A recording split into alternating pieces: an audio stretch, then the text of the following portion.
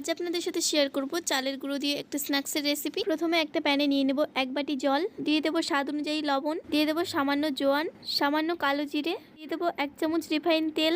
এখন প্রথমে জলটা ভালোভাবে ফুটিয়ে নেব।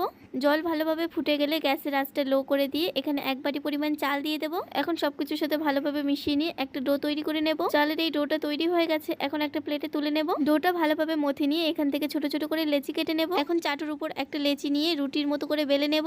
এবার এই রুটিটাকে চৌকো করে কেটে নিতে হবে। এখন এই রুটিটাকে 3 ভাগে ভাগ করে নেব। এবার এখান থেকে একটা রুটির টুকরো নিয়ে এইভাবে 3 কোনা করে কেটে নিতে হবে। এখন এখানে বাকি স্ন্যাক্স গুলো একইভাবে তৈরি করে নেব। এবার গরম তেলে তৈরি করে রাখা স্ন্যাক্স গুলো এক এক করে দিয়ে দেব। তারপর 2 মিনিটের মতো সময় নিয়ে স্ন্যাক্স গুলোকে উল্টে পাল্টে ভালোভাবে ভেজে নেব। স্ন্যাক্স গুলো ভেজে নেওয়া হয়ে গেছে, এখন তেল ঝরিয়ে তুলে নেব। এবার এই স্ন্যাক্সে দিয়ে দেবো স্বাদ অনুযায়ী লবণ, 1 চামচ লঙ্কা গুঁড়ো, দিয়ে দেবো 1 চামচ চাট মশলা। এখন এই চিপস গুলো পরিবেশন করার জন্য একদম তৈরি। রেসিপিটি ভালো লাগলে লাইক, কমেন্ট আর চ্যানেলটা সাবস্ক্রাইব